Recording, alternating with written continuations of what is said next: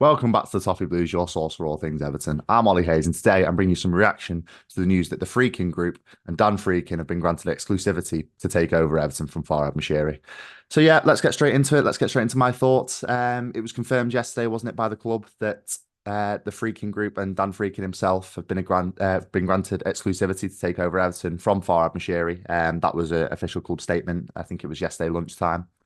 And it would see current AS Roma owner Dan Friedkin take over the full control and stake of Everton from Farhad Moshiri, which again I think is a positive. I'm very pleased about this one personally. I think it's nice to see, considering the year we've had with 777 and everything that's been going on with our financial aspects. I think it's just nice to see, a clear path to the end. I think it offers a good light to the end of the tunnel.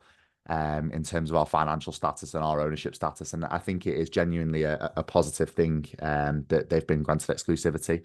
I'm reading a lot of things about the Friedkin Group and Dan Friedkin himself, which is, it's exciting me about this takeover. I think there's definitely a lot of positives in his ownership.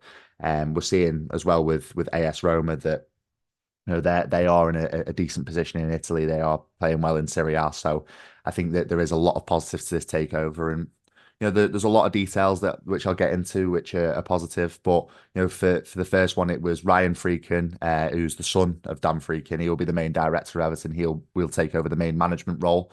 Whilst Ryan will he'll dip in between Rome and Liverpool, working between the two clubs. And I think again that's a positive because you've got someone who's very close to the group, who will be, solely focused on Everton and being that sole director of Everton. I think that's a real positive. And I think it shows that, a lot of Evertonians were probably worried in the lead up to this exclusivity deal being signed. I think a lot of Evertonians were worried that Roma would be sort of the crown jewel of the group, and Everton will sort of be the second in the group itself. So I think it shows that, with Ryan coming in and being the main director, I think it shows that there's going to be, a level of equality between the two clubs that we're not just going to be forgotten about. I think it's going to be a relatively decent working relationship, and that's one aspect that I would personally like to see, and it's something that was reported, I think, yesterday in the immediate aftermath of the deal being signed. I think it was that Roma and Everton will work quite closely with academy players,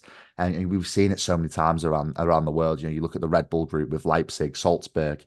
You look at the City group with Girona, Manchester City.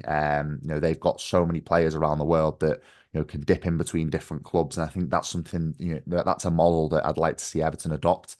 And it's something that has been reported that will be happening between Roma and Everton. And Roma have a very good academy, as have Everton over the years. We've produced quite a lot of top quality academy players. You look at players like Wayne Rooney. Jared Branthwaite's come through the academy, for example. There's a lot of players there that are coming from a rich academy. I know Everton Academy isn't what it was, but that being said, there's no reason why in the next 5-10 years, under the leadership of Dan Friedkin, that this can't be rectified, and this can't be a positive moving into the new stadium and going forward as a club. And also Roma have got a very good academy as well. They've got a lot of players that come through and go on to be very decent players. So I think that's something that I would really like to see Everton and Roma do. Is focus on the academy. But yeah, time will tell with this. I think, hopefully these fit and proper tests go well. And we saw with 777, didn't we, that, how long these fit and proper tests take from the Premier League.